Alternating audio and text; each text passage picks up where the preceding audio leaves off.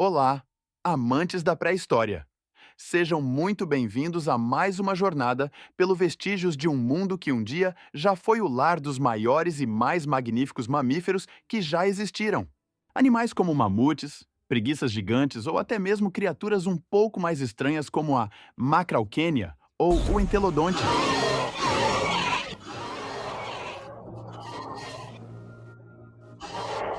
Mas voltando à beleza pré-histórica, nem todos os animais que habitaram a era glacial foram extintos. E não, eu não estou falando que mamutes foram encontrados vagando por aí, ou que tigres dentes de sabre foram achados em uma caverna em algum canto do mundo. Eu me refiro a animais modernos que você provavelmente nem faz ideia de que viveram e eventualmente sobreviveram à era do gelo. Lobo cinzento, um dos predadores mais bem-sucedidos da atualidade, habitante das tundras e paisagens da América do Norte, Europa e Ásia.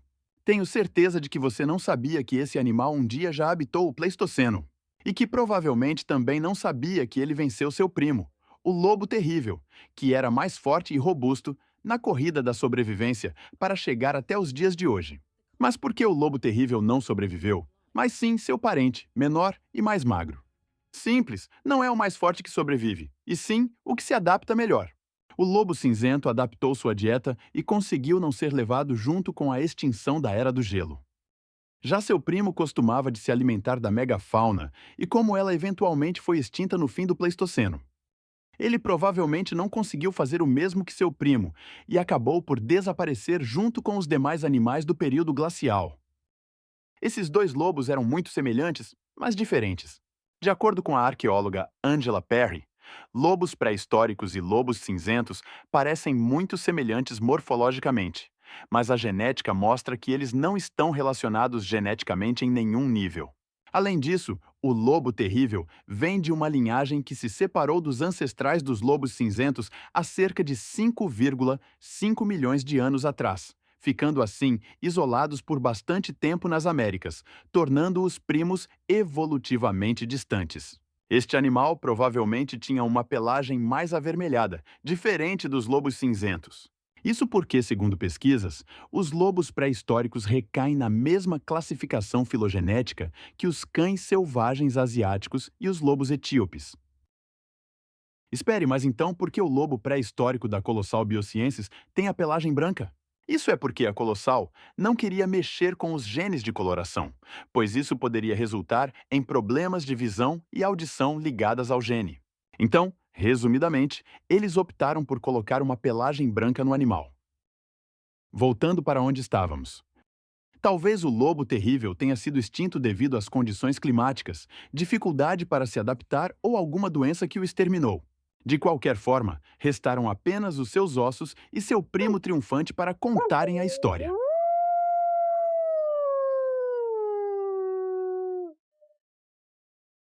Castor. Quem ia imaginar que esse construtor já participou da Era do Gelo? E também venceu seu primo gigante? O castor moderno não pesa nem 50 quilos, ao contrário de seu primo pré-histórico, que poderia alcançar um comprimento de 2 metros e pesar até 100 quilos, sendo considerado, então, um dos maiores roedores que já existiu. Acredito que ele perdia apenas para o Joseph Artigásia. O castor moderno e o castor gigante vêm de linhagens diferentes. A última vez que compartilharam um ancestral em comum foi há 24 milhões de anos atrás. Ou seja, eles também são primos evolutivos. Os fósseis do castor pré-histórico são muito semelhantes ao de seu parente moderno. No entanto, apesar de que o castor gigante tivesse patas traseiras muito grandes, os membros posteriores encurtados provavelmente dificultavam sua vida em terra, o que sugere que ele tinha uma cauda relativamente estreita, ao contrário do castor moderno. Um fato interessante é que isso indica que na era pré-histórica em que viveram, a era glacial da Beringia, eles tinham uma vegetação mais rica para se alimentar, com menos competição. Apesar disso, há especialistas que concordam que ele era semiaquático, tinha tendência a cortar madeira e que construía sim represas. Como sempre, a extinção do castor gigante não está clara. Mas pelo menos seu primo, embora menor, venceu a corrida da sobrevivência e podemos vê-lo até os dias de hoje. Alce. Outro que você não tinha ideia, né? O alce também habitou o Pleistoceno e conseguiu sobreviver. Hoje em dia, ele vive nas paisagens das regiões do norte dos Estados Unidos, no Canadá e Alasca, medindo cerca de 1,8 ou 2 metros de altura e 1.600 libras, ou seja, cerca de 725 quilos, sendo caçado por lobos cinzentos, ursos pardos e pumas. Fato curioso é que os alces têm dificuldade em se abaixar para comer. Daí vem o nome moose, que significa comedor de galhos. Então eles preferem folhas, cascas e galhos de árvores e arbustos, além de plantas aquáticas de riachos e lagoas, e álamos e abetos balsâmicos. Assim que a era glacial entrou em extinção, e os mamutes, rinocerontes lanosos, bisões da estepe e cavalos pré-históricos se foram, os alces, do mesmo modo que os seres humanos, começaram a ocupar a bela paisagem que um dia já foi lar da megafauna. Eles surgiram há milhões de anos e se expandiram há cerca de 14 mil anos, e perduram até hoje. No entanto, fora a caça e degradação do habitat, as mudanças climáticas prejudicam a espécie. E apesar disso, você pode ver esse animal se quiser fazer uma visita a algum parque selvagem. Felizmente, ele não está extinto, e esperamos que prospere, sem levar o mesmo fim da megafauna. Boi almiscarado. Esse animal já vivia ao lado das criaturas gigantes da Era do Gelo e ele persistiu, assim como as renas caribu, tornando-se sobreviventes da grande extinção do Pleistoceno.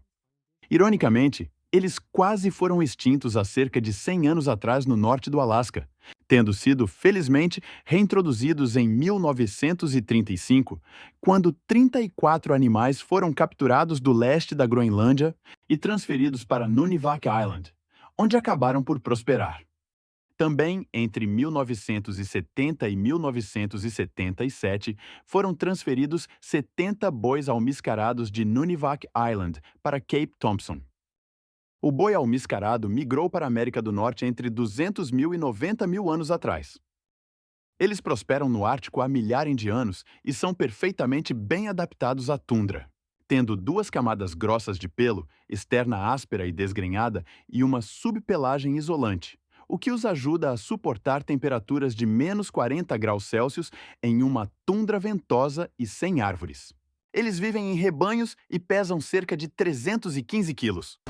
Um fato bacana é que eles formam um círculo protetor para seus filhotes, quando são ameaçados por predadores.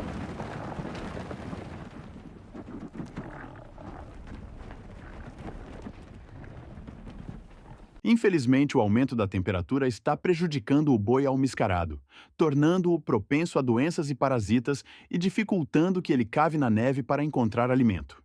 Já que a chuva está caindo e congelando em uma camada dura de gelo, o que dificulta sua escavação em busca de alimento. Antílope saiga. O mais esquisito além do entelodonte, citado anteriormente. Os antílopes saigas estavam por todo o hemisfério norte e compartilharam a mesma estepe que os mamutes. Vagaram por todo o continente eurasiático e, claro, sobreviveram à Era do Gelo. Apesar da aparência não muito bonita, é justamente por causa desse nariz estranho que ele conseguiu se adaptar e sobreviver até os dias de hoje. De acordo com os cientistas, seu nariz ajudou a filtrar a poeira durante os verões quentes e secos e para aquecer o ar frio do inverno. Ele também é adaptado para viajar longas distâncias em terrenos planos, em decorrência de sua cabeça baixa, membros curtos e andar. De acordo com uma série de fósseis datados por radiocarbono de toda a Beringia, o primeiro antílope saiga cruzou a ponte terrestre de Bering em direção ao Alasca, isso há cerca de 40 mil anos atrás. Mesmo tendo caminhado pela estepe do mamute ou estepe tundra, como também chamam, e irem até o delta Mackenzie dos territórios do Noroeste. Nos dias atuais, 98% de sua população pode ser encontrada no Cazaquistão.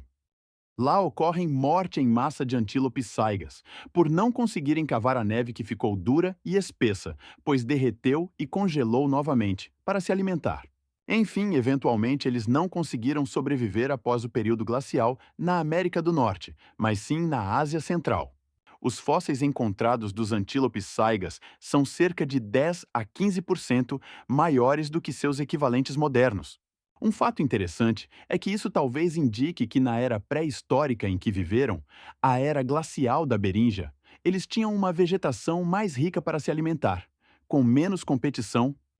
Devido à caça ilegal, doenças e perda de habitat, no início dos anos 2000, esse animal quase chegou à extinção. No entanto, a espécie inesperadamente se recuperou atualmente e totaliza em um todo de 1,9 milhões pela Eurásia. Isso porque, segundo o Saiga Conservation Alliance, a saiga desenvolveu uma taxa de natalidade bem alta e pode suportar muito. Já que vive em um ambiente bem hostil, sejam eles invernos rigorosos, surtos de doenças ou, é claro, caça em massa. Se ela conseguir migrar com liberdade, sem ser prejudicada por humanos, irá se recuperar. Importante lembrar que estados da área de distribuição de saigas se uniram para ajudar o animal a escapar de ser extinto, junto à Saiga Conservation Alliance. Existe mais sobre a luta pela conservação do animal no link que deixarei abaixo. O antílope saiga desempenha um papel como dispersor de sementes, o que contribui para a diversidade vegetal. Então, apesar de ser esquisito, ele é importante. Felizmente, a espécie conseguiu se recuperar um pouco e esperamos que ela prospere ainda mais, tanto quanto um dia já prosperou ao lado dos mamutes. Obrigado por nos acompanhar nessa descoberta sobre os sobreviventes da incrível Era do Gelo e se dispor a explorar conosco como esses animais atuais conseguiram chegar até os dias de hoje. E não são só esses animais que sobreviveram ao Pleistoceno. Talvez haja uma parte 2 para o vídeo. Se você não só é um entusiasta de dinossauros, mas também ama navegar pelas paisagens que abrigaram os incríveis mamíferos pré-históricos que viveram durante a Era do Gelo, não deixe de se inscrever e curtir o vídeo. Continue a se aventurar conosco pelos vestígios de um mundo que um dia já foi a magnífica pré-história.